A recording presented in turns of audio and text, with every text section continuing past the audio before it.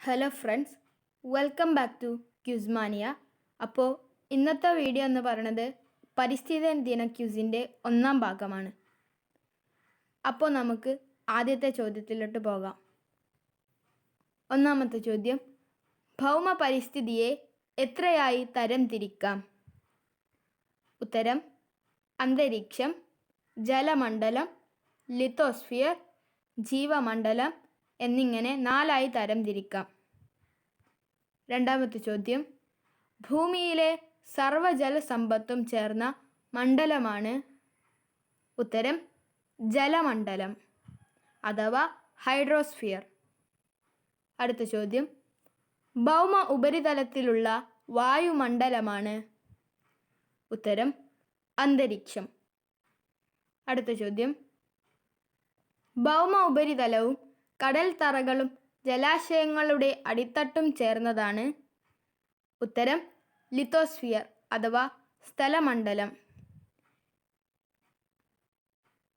അടുത്ത ചോദ്യം, ജീവജാലങ്ങൾ ഉൾപ്പെടുന്ന മണ്ഡലമാണ്? ജീവമണ്ഡലം അഥവാ ബയോസ്ഫിയർ. ഈ ചോദ്യങ്ങൾ പരിസ്ഥിതി ദിന ക്യൂസിൽ സ്ഥിരമായി വരുന്ന ചോദ്യങ്ങളാണ്. വീണ്ടും വീണ്ടും കേട്ട് പഠിക്കാൻ ശ്രമിക്കുക. അടുത്ത ചോദ്യം, ഹരിതഗൃഹവാതകങ്ങൾ ഏവ? ഉത്തരം: കാർബൺ ഡയോക്സൈഡ്, മീഥെയ്ൻ, ക്ലോറോഫ്ലൂറോ കാർബണുകൾ അഥവാ CFC, ജലബാഷ്പം, നൈട്രസ് ഓക്സൈഡുകൾ ഇവയാണ് ഹരിതഗൃഹവാതകങ്ങൾ.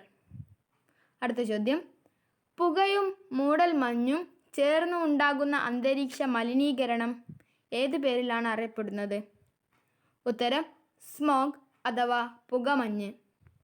അടുത്ത ചോദ്യം, കാഡ്മിയം മലിനീകരണം മൂലമുണ്ടാകുന്ന രോഗമേത്? ഉത്തരം: ഇത്തായി. ഒമ്പതാമത്തെ ചോദ്യം, മെർക്കുറി മലിനീകരണം മൂലമുണ്ടാകുന്ന രോഗമേത്? ഉത്തരം: മിനമാത എന്നാണ് ആ രോഗം അറിയപ്പെടുന്നത്.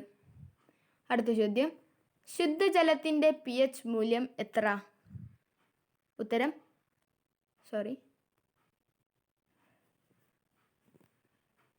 പത്താമത്തെ ചോദ്യം, ശുദ്ധജലത്തിൻ്റെ pH മൂല്യം എത്ര? ഉത്തരം: 7.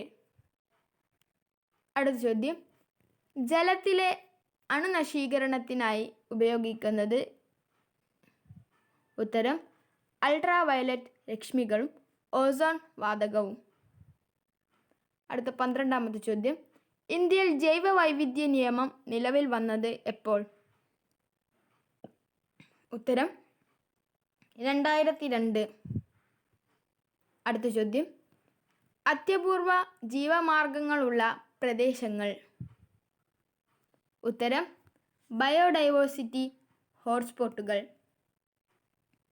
അടുത്ത 14ാമത്തെ ചോദ്യം, ഐക്യരാഷ്ട്രസഭ ജൈവ വൈവിധ്യ വർഷമായി ആചരിച്ചത്? ഉത്തരം: 2010. പിന്നെ വർഷങ്ങളുമായി ബന്ധപ്പെട്ട് പരിസ്ഥിതി ദിന ക്യൂസിൽ ചോദിക്കാവുന്ന ചോദ്യങ്ങളുമായുള്ള ഒരു വീഡിയോ തയ്യാറാക്കണമെങ്കിൽ കമൻറ്റിൽ അറിയിക്കുക. അടുത്ത ലാസ്റ്റ് ചോദ്യം, ഇതിനുത്തരം നിങ്ങൾ കമൻറ്റ് ബോക്സിൽ അയക്കണം. ലോക പരിസ്ഥിതി ദിനം സെലിബ്രേറ്റ് ചെയ്യുന്നത് എപ്പോൾ? ഉത്തരം കമൻറ്റ് ബോക്സിൽ അറിയിക്കുക. അപ്പോൾ ഇന്നത്തെ വീഡിയോ ഇത്രയേ ഉള്ളൂ. വീണ്ടും അടുത്ത വീഡിയോയുമായി കാണാം. ഇതിൻ്റെ പാർട്ട് 2 നാളെ വരുന്നതാണ്. എല്ലാവരും കാണുക.